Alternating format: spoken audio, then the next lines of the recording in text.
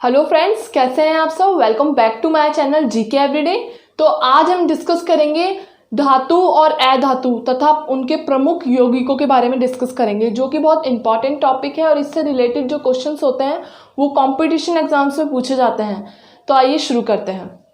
तो देखिए, यह है धातु तथा अधातु। तो मुख्य रूप से क्या है कि तत्वों को क्या किया गया है, दो भागों में विभाजित किया गया है। ठीक है, तो देखिए कौन कौन से हैं तत्व।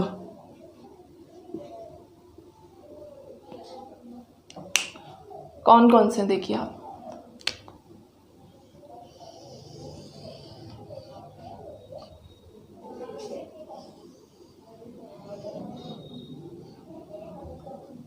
ठीक है, ये तो है धातु और ये क्या है, अधातु।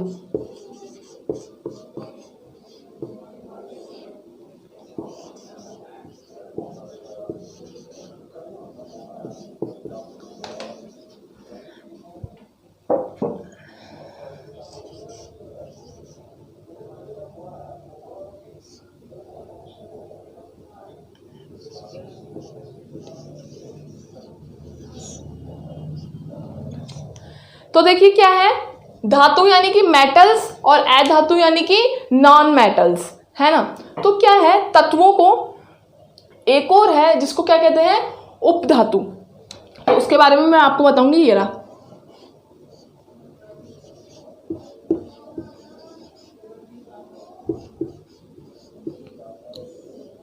ठीक है, उपधातु। इसके बारे में बताऊंगी पहले इसके बारे में। तो ये क्या है, 115 तत्व हैं। 115 जो तत्व हैं उसमें से क्या है, 80 तो क्या है, 80 धातु है। ठीक है, और कितनी बची, 35 जो बची है वो क्या है, उपधातु तथा अधातु है। 35 अधातु है। ठीक है, तो क्या है कि अब धातु और अधातु क्या होती है, धातुएं क्या होती है, पहले तो मैं आपको ये बताती हूँ। तो देखिए, उदाहरण जैसे देती हूँ, जैसे क्या क्या आ जाती है, धातुएं कौन कौन सी होती है, जिसकी पहचान आप कैसे करेंगे। तो देखिए, सोना, चांदी,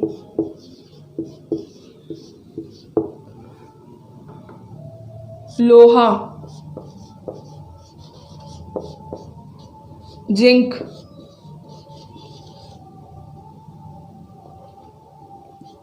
लीड, ये सब क्या है, धातुएं हैं। अब अधातु क्या होती है, ठीक है। अधातु से पहले उपधातु में मैं आपको बता ही देती हूँ कि क्या होती है। उपधातु में क्या आ जाता है, उदाहरण लिख देती हूँ यहाँ पर, जैसे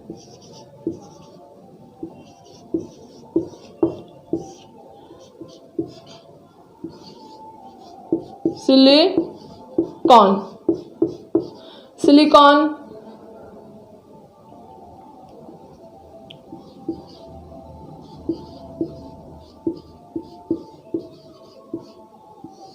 जर्मेनियम। ठीक है, ये क्या है, उपधातु है। अब अधातु कौन कौन सी है, तो देखिए उदाहरण में, जैसे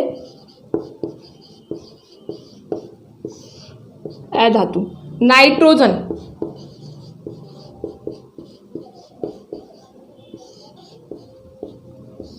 ठीक है, ऑक्सीजन,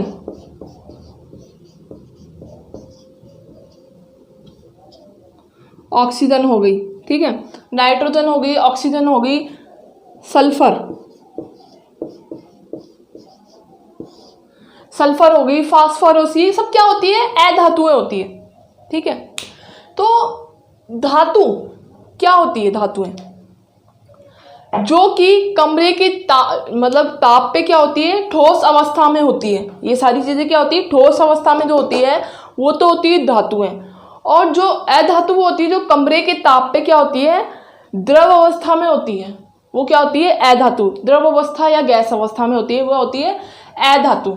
और उपधातु क्या होती है, उपधातु वो होती है सिलिकॉन और जर्मेनियम, जो कि क्या होती है, एक धातु, मतलब एक धातु तथा अन्य धातु, यानी कि अधातु तथा धातु या मिश्रित धातुओं के रूप रूप से क्या किया जाता है, इसका निर्माण किया जाता है, वह उपधातु कहलाती है। ठीक है, ऐसा होता है। तो इसमें क्या होता है, ये जो मेटल्स होते हैं धातु के, तो धातु में इसमें क्या ऐसी योग्यता होती है कि ये धातु कहलाते हैं। ठीक है, दैनिक जीवन में क्या होती है, ये चीज़ें हमारे काम आती है, सोना, चांदी, लोहा, जिंक, लीड, एल्युमिनियम जैसे हो गया, ये चीज़ें क्या होती है, हमारे काम आती है। ठीक है, और अधातु जो होती है वो क्या होती है कि जैसे नाइट्रोजन, ऑक्सीजन जो कि हम लेते हैं, है ना, सल्फर, ये गैस अवस्था में होती है, जो हमारे वातावरण के चारों ओर क्या गैसें क्या होती है, गैस तथा द्रव अवस्था में घूमती है। ठीक है, तो ये जो धातु है, मतलब मेटल्स जो होते हैं, उसकी गुण बताऊंगी मैं आपको।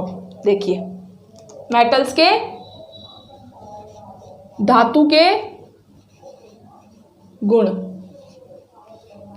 जिससे क्या होगी, आपको पहचान होगी कि धातु होती क्या है। ठीक है, धातु होती क्या है। अब देखिए, ये जो धातुएं होती है वो क्या होती है, धातु चमकीली होती है, धातु में चमक होती है।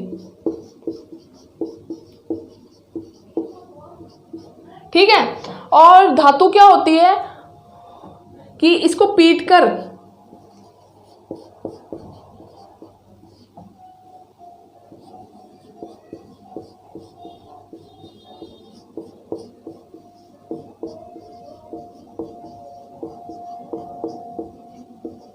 पीटा जा सकता है, धातुओं को पीटा जा सकता है। मतलब जैसे सोना हुआ, चांदी हुआ, तो ये पिघलाते हैं, पीटते हैं, मतलब प्लेट बनाते हैं, इसका निर्माण किया जा सकता है ना धातुओं का। तो इसको पीटा जा सकता है, मतलब कि पीट के फैलाया जा सकता है चद्दर के रूप में, मतलब जैसे पतली चद्दर जैसे होती है उसमें बनाया जा सकता है।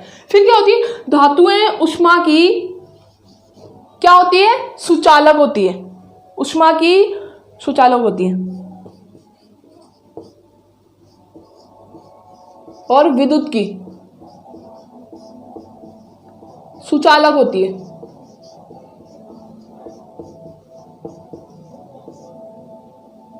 सुचालक हैं।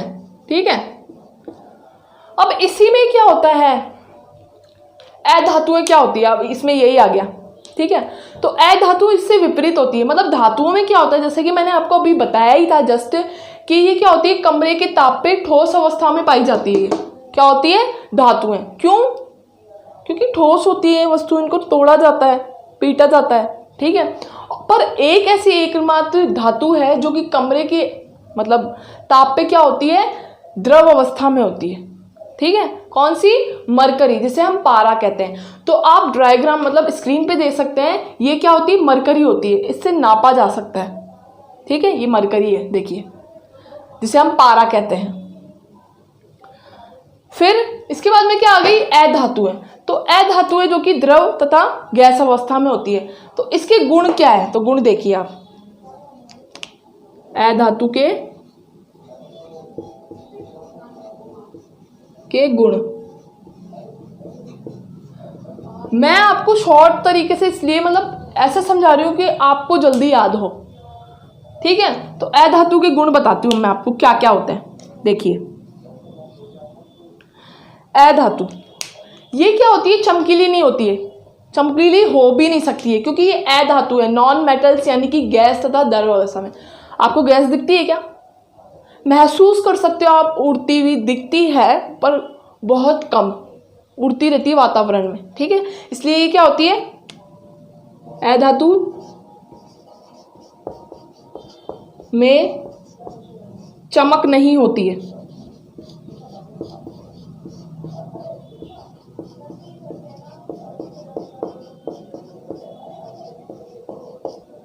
ठीक है, अधातुओं में क्या होती है, चमक नहीं होती है।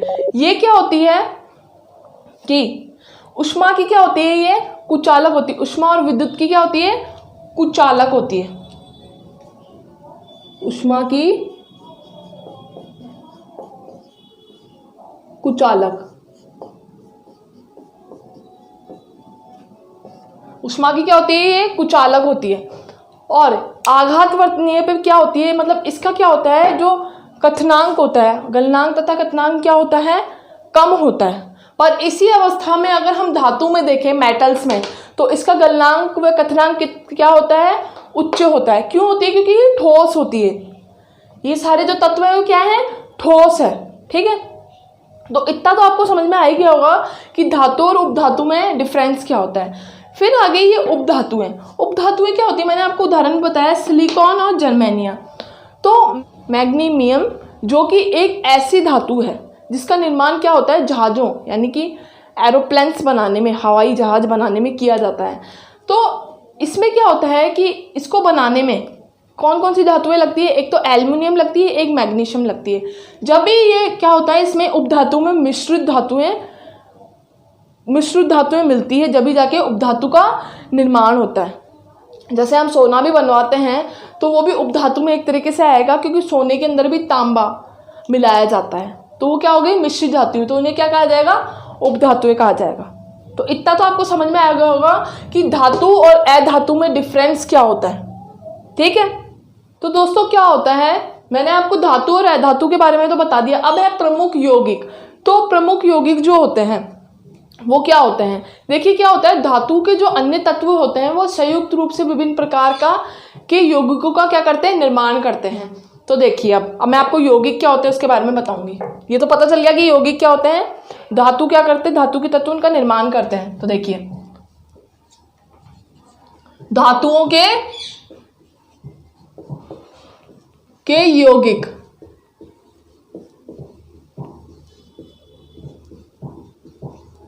ठीक है। अब क्या होता है, इन्हें क्या जो यौगिक होते हैं उन्हें क्या कहा जाता है, यौगिकों को कंपाउंडेशन यानी कि METALS, मेटल्स ऑफ कंपाउंड,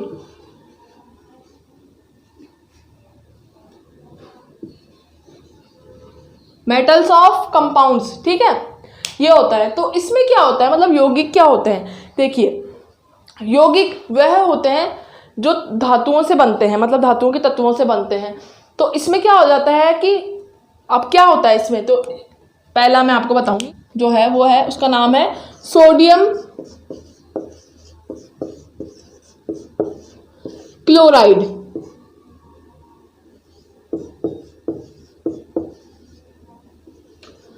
ठीक है, सोडियम क्लोराइड जो होता है उसको किसके द्वारा दर्शाया जाता है, तो NaCl के द्वारा सोडियम क्लोराइड यानी कि साधारण नमक जिसे बोला जाता है।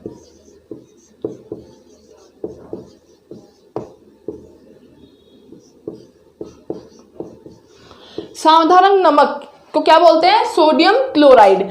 अब सोडियम क्लोराइड क्या होता है, साधारण नमक जो कि दैनिक जीवन में क्या होता है, मनुष्य के लिए खाने में, मतलब खाने में क्या होता है, महत्वपूर्ण रूप से प्रयोग में लिया जाता है। तो ये साधारण जो नमक होता है NaCl, तो इसका क्या होता है कि एक प्राप्त होता है कहाँ से, नदियों से, झीलों से प्राप्त होता है। तो ये क्या होता है, जो नमक होता है वो वाष्पीकृत होता है, मतलब वातावरण में क्या होता है, वाष्पीकृत होता है। तो इससे क्या होता है कि दो प्रकार के जब ये प्राप्त होता है तो नमक क्या होता है, अशुद्ध होता है। क्यों होता है, क्योंकि इसमें अशुद्ध का कारण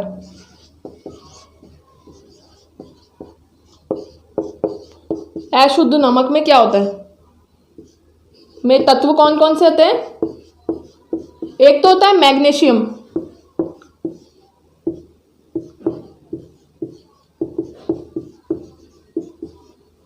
और दूसरा होता है लवण। ठीक है, तो उससे क्या होता है, अशुद्ध नमक प्राप्त होता है। ठीक है, अब इसको शुद्ध कैसे बनाया जाता है, तो इसमें क्या किया जाता है कि शुद्ध नमक प्राप्त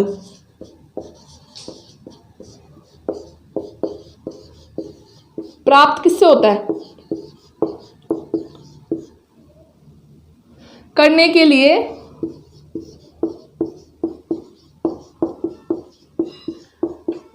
मतलब विलयन HCl का प्रयोग होता है,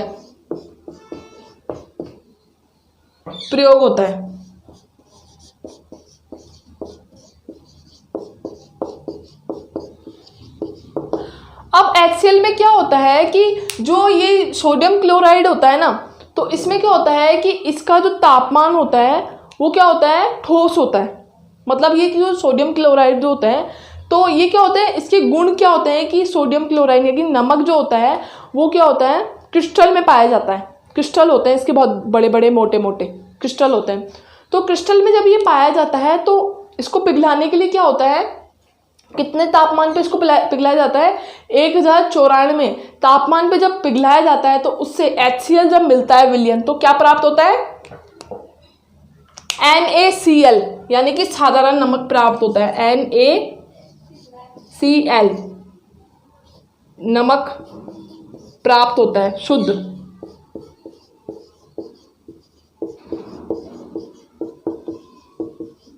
ठीक है। अब इसकी अभिक्रिया भी होती है ना, इसकी अभिक्रिया होती है, तो वो कैसे होती है, ठीक है। अब देखिए अभिक्रिया,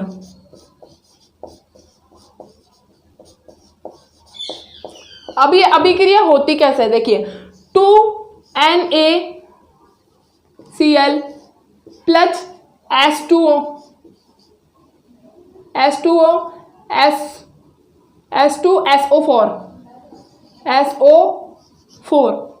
ठीक है।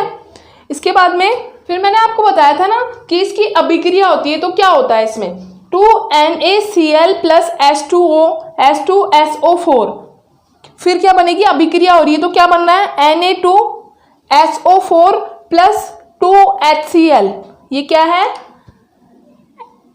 HCl,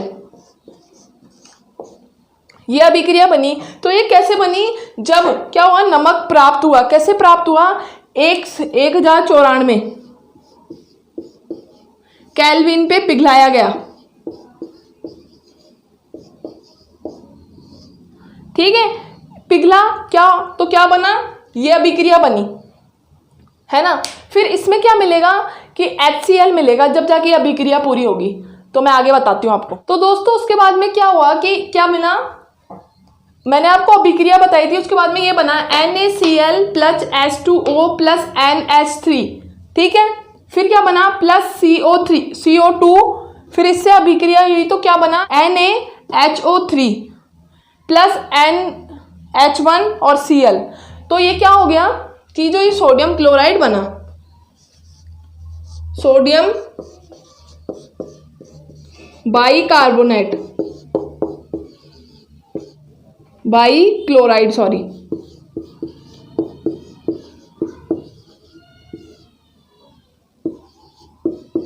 ठीक है, ये बन गया सोडियम बाइक्लोराइड बन गया। तो इसमें यही गुण होते हैं कि ये जो क्रिस्टल होते हैं, मतलब गुण क्या होते हैं इसमें सोडियम के, मतलब नमक के, कि ये रंगहीन होते हैं,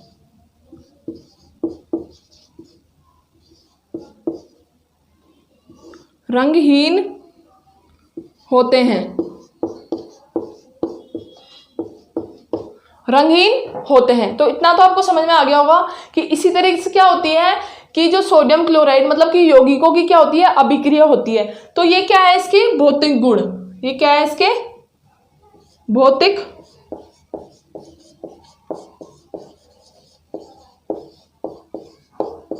भौतिक गुण है, इसको क्या कहते हैं, भौतिक गुण कहते हैं। अब है अधातु के क्या है, यौगिक, अधातु के यौगिक। तो देखिए अधातु के यौगिक मतलब ये कौन कौन से होते हैं, देखिए क्या होता है इसमें भी अभिक्रिया ही होती है, जिसको क्या कहते हैं, नॉन मेटल, मेटल्स ऑफ कंपाउंडेशन,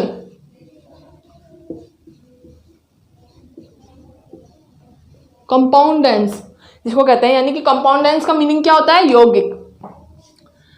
तो इसमें क्या होता है, वह होते हैं जो कि अधातु, वह होते हैं अधातु यौगिक, वह होते हैं जो कि तत्वों के संयुक्त प्रकार से तत्वों से प्राप्त होते हैं, यौगिक विभिन्न प्रकार के तत्वों से प्राप्त होते हैं। तो इसमें क्या होता है, इसमें है, नाम है ऑक्सीजन,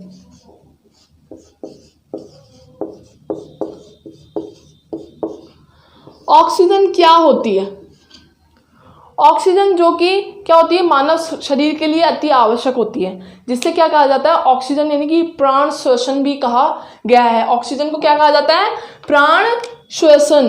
प्राण श्वसन यानी कि मानव की श्वसन जो अभिक्रिया होती है, इसी के द्वारा जीवित रह सकता है। ठीक है, अब इसको दर्शाया किससे जाता है ऑक्सीजन को? तो O2। O2 क्या होता है? ऑक्सीजन होती है, O2 के द्वारा दर्शाया जाता है। मानव शरीर, मानव श्वसन क्रिया,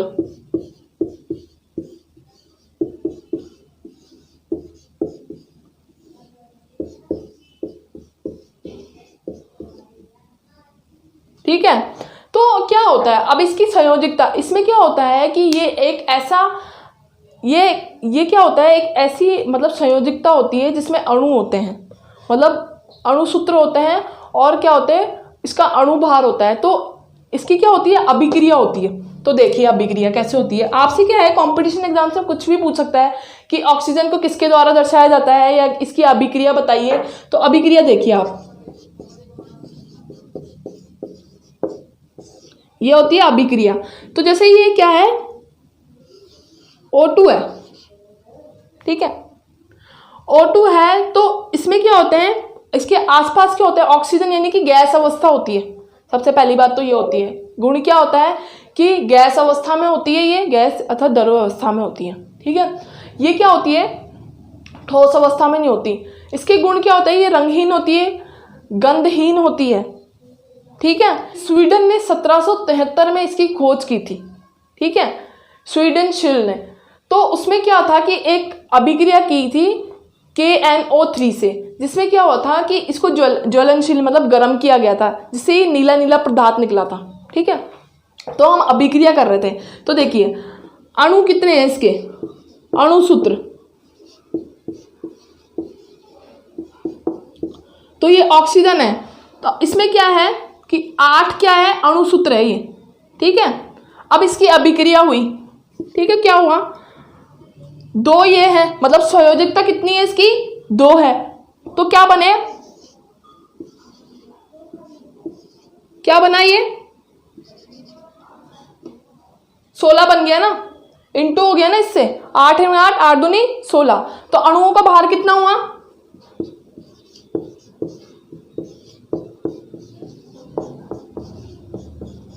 कितना हुआ, 32 हो गया ना, 32।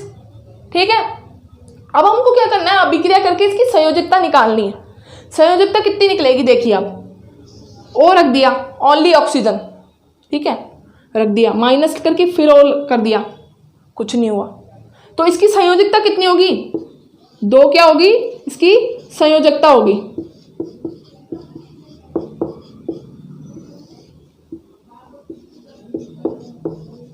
तो कोई भी अगर आपसे कंपटीशन में ये कि बोले ना कि ऑक्सीजन की संयोजकता कितनी होती है, तो आप क्या बताएंगे, 2 होती है ऑक्सीजन की संयोजकता। ठीक है, इसके बाद में क्या होता है, इसके गुण।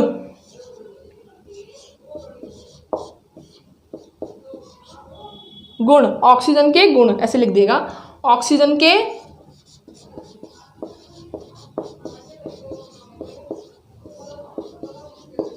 गुण। अब क्या होता है कि ऑक्सीजन जो कि दैनिक जीवन में हर किसी को चाहिए, मतलब मनुष्य को तो स्पेशली चाहिए, क्यों, क्योंकि वो ऑक्सीजन लेता है और कार्बन डाई छोड़ता है। तो देखिए ये क्या होती है, मैंने आपको अभी बताया था, रंगहीन होती है, गंधहीन होती है,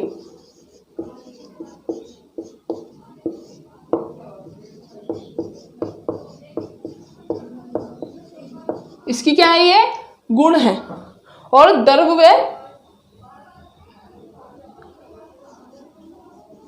द्रव्य गैस अवस्था होती है इसकी।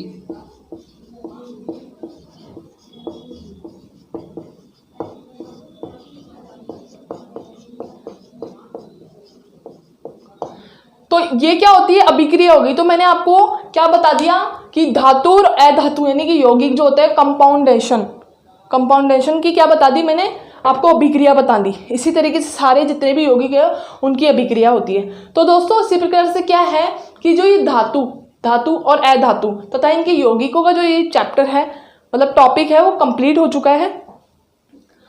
आई होप आपको ये टॉपिक समझ में आया होगा। अगर आपको कोई प्रॉब्लम हो तो कमेंट करें। आज के लिए इतना ही। कल हम पढ़ेंगे धातु और अधातु के जो कंपटीशन एग्जाम्स में क्वेश्चंस पूछे जाते हैं उससे रिलेटेड पढ़ेंगे। तो थैंक यू।